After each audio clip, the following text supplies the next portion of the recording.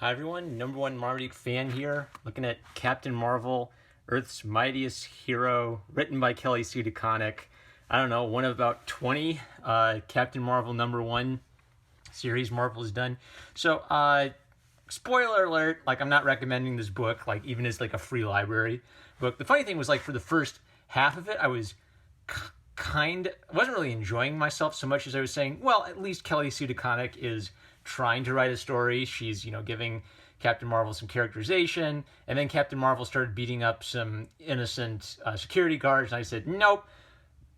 It's sort of like Sue Taconic. I was having like this friendly conversation with Sue Taconic at the lunch table, and we were debating, and then suddenly she just let drop, by the way, I want to teach little girls how to assault people. Oh, okay.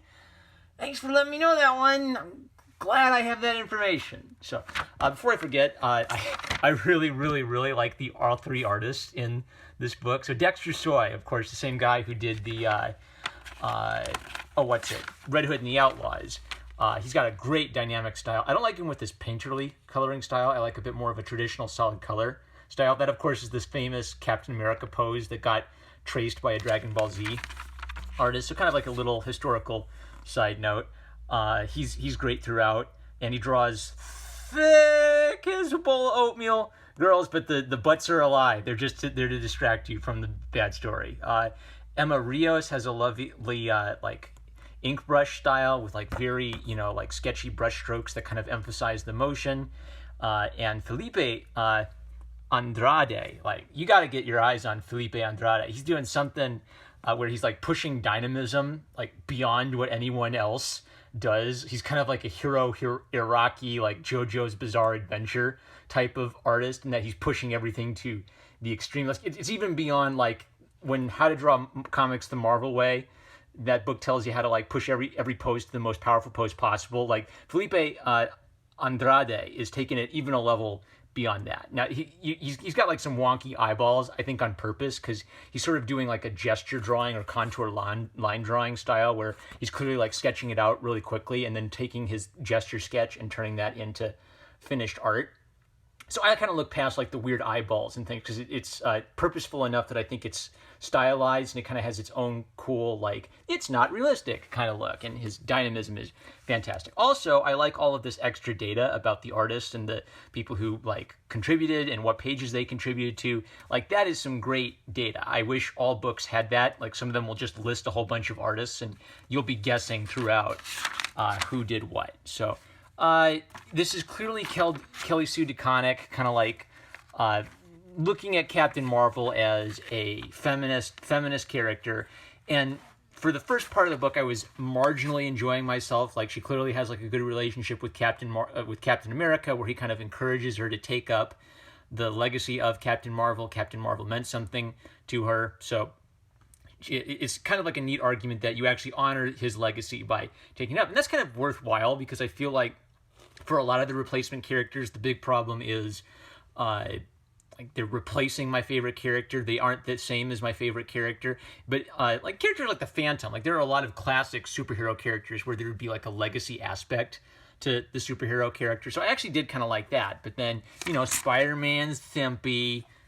Woo, thick, but it's distracting you from how he's getting his butt kicked by Captain Marvel and she doesn't respect. Okay, so the best story I've read with Captain Marvel in it is the Spider-Man Captain Marvel Marvel team-up book, where basically I think they did with the character what I think they need to do with her to have her grow or be meaningful at all, is they had her kind of as a military authority kind of gal who told Spider-Man what to do, and he did it because she was basically making the sacrifice play. She was telling Spider-Man, I'm going to trap the bad guy in this room, you activate the super duper power and kill us both, and I'll try to survive it. And Spider-Man was hesitant to do that at first because he's a good guy and he doesn't want to kill her, but she basically argued that this is the only way to do it, and kind of pulled rank on him. But she's clearly older than the young Spider-Man. She clearly has military experience, so it kind of made sense. It was her doing a tough military thing, but then not being a B-word about it, but actually explaining this is what we need to do. And then Spider-Man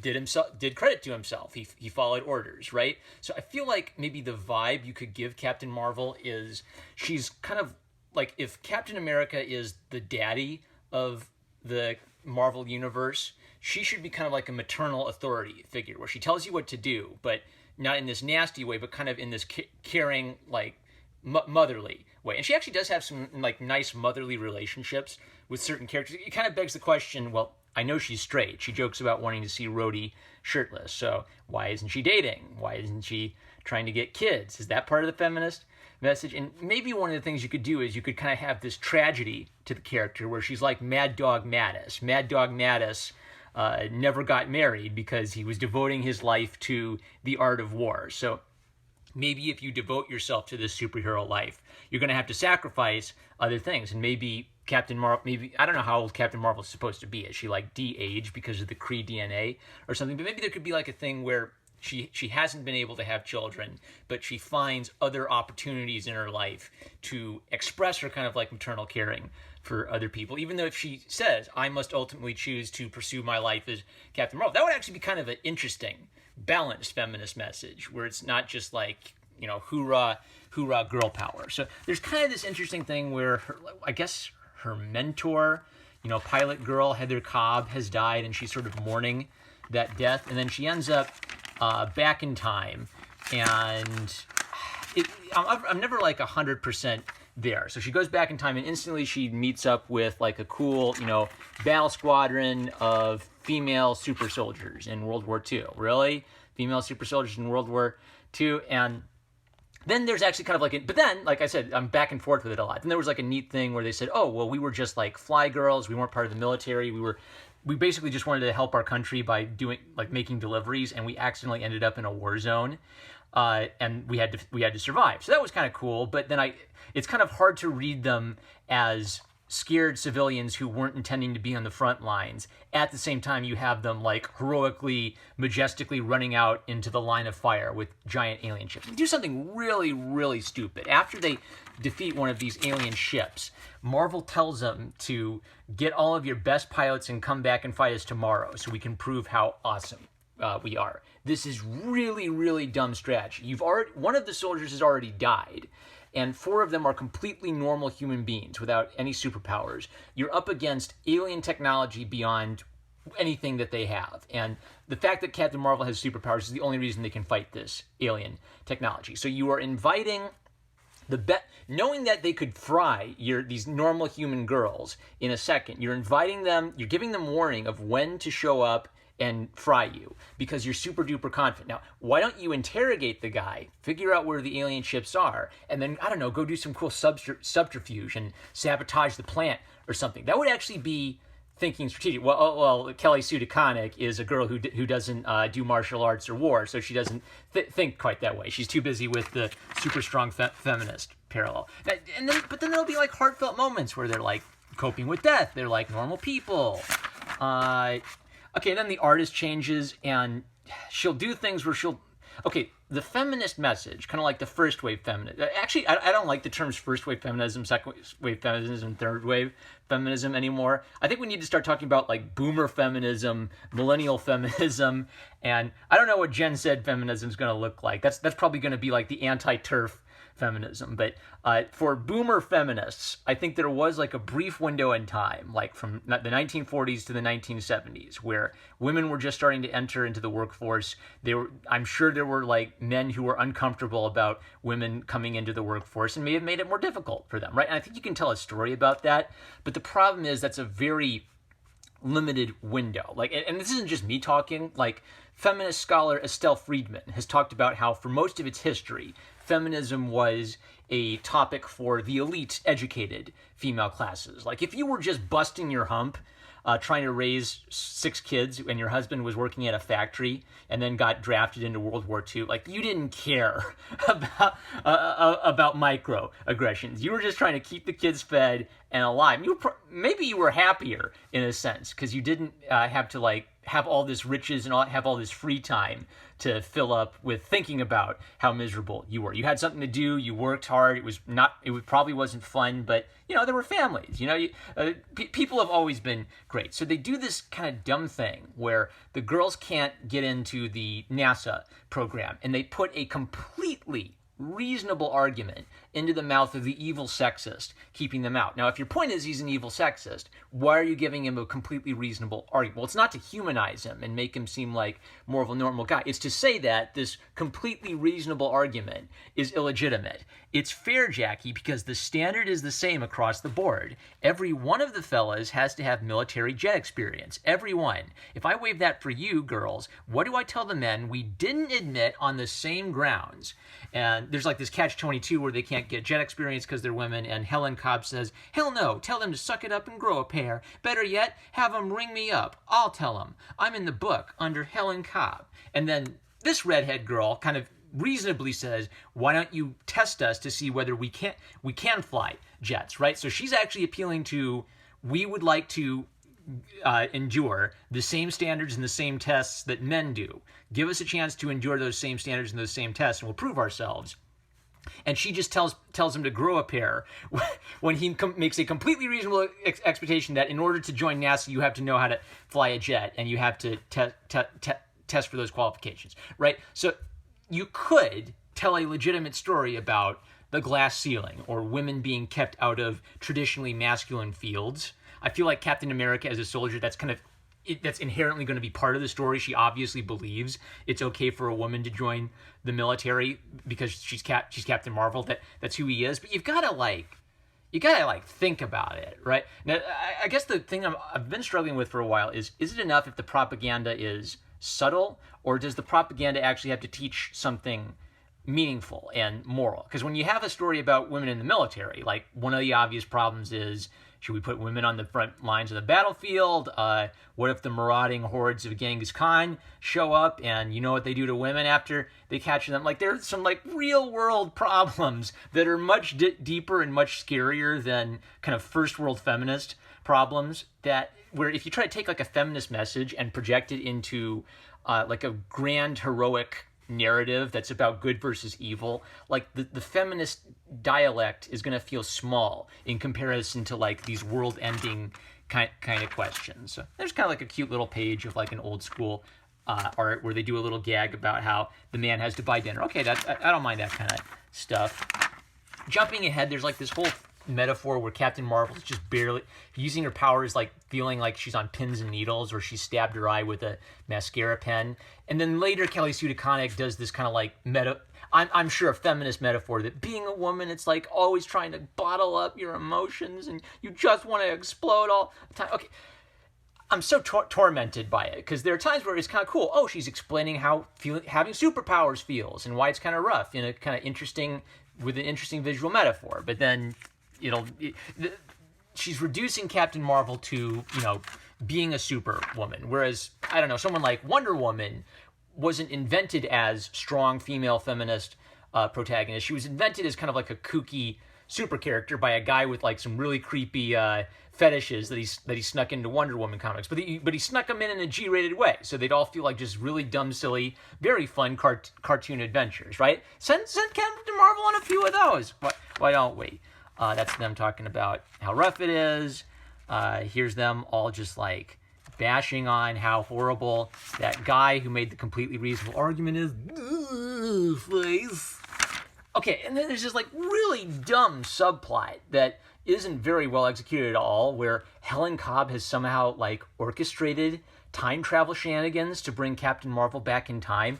How does she even know about time travel before like the Marvel universe gets super crazy? Like, is she relying if she has a plan at all? It's kind of like vague. Is she relying on like people going back on their word or reacting in just such a way, in ways that she can't possibly? It was really, really dumb once she finally got around to explaining it. All basically to build up that Helen Cobb isn't the good person that Captain Marvel thought she was, right?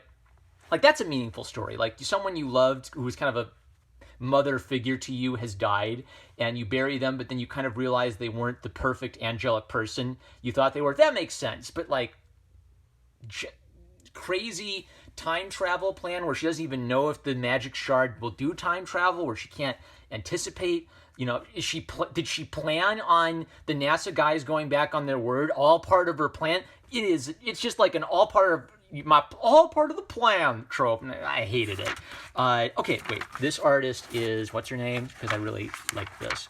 The second artist was Emma Rios. So I'll just show some of this off, like really gestural brush strokes, and some lovely, like, where the brush strokes are even kind of emphasize the action line, but then they show up at NASA to steal the magic shard back.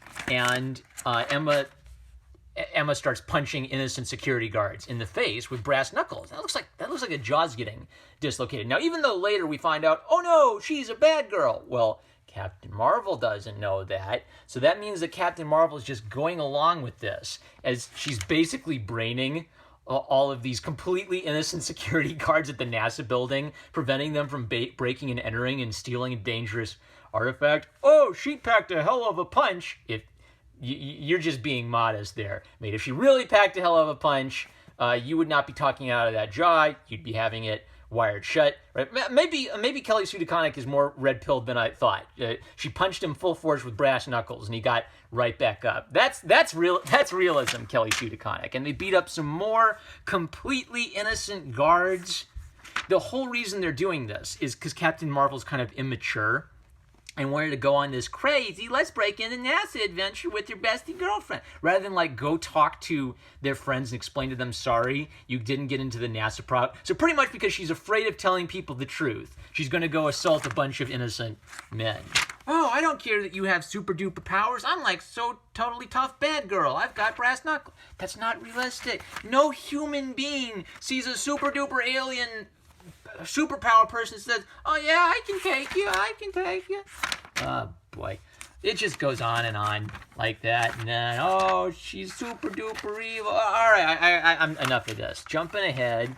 Oh, Dexter Soy comes back, and there's a lot of that. Beautiful art. Monica Rambeau shows up. Oh, they're women, so they're bestest friendsies, and their powers combined, they're women. Okay, this is the golden stuff. Actually, this story is pretty good. Felipe Andrade's art. Kelly Sue Taconic kind of, I think, contained the obvious feminist messaging for this one, and just told a story about Captain Marvel, like, not being able to use her superpowers and just trying to keep up with the daily schedule while also being a superhero. So you can kind of see, like, the loose, I call it gesture line or contour line drawing, where you're just getting, like, the rough shape of things sketched out, so you can really, and you can also see where, because of that, he's, like, going over things twice in a really fluid, quick line, and I just love it. It gives everything like this vivacious feel. Jumping ahead, we get like, look at this panel where she's doing this great hook kick, and not only are they getting kicked and the head's going that way, but the body's going that way, and it's like we prominently see her feminine assets, but also like her scarf is spinning around and her hair is spinning around and the blood is adding to it. That is a great kick. I've never seen a kick that freaking cool or drawn in that specific way. Later, she calls Captain Marvel a douche, but then later she's fighting like this bird girl. Look at this, all the way through into the punching bag, the chain up into her chest, and then coming around in her arm, and that's fighting against this motion. Wow. Just honestly, I've never seen someone draw an action scene that with that much fluidity and that much emphasis on like the rotation, like the wind up of the punch before the punch. It's not the fist that hurts. It's all the muscles in your entire body, from your feet up through your butt, through your torso, going into the punch. And that's definitely what's getting captured here. So absolutely phenomenal. I loved that artist. Very expressive and loose.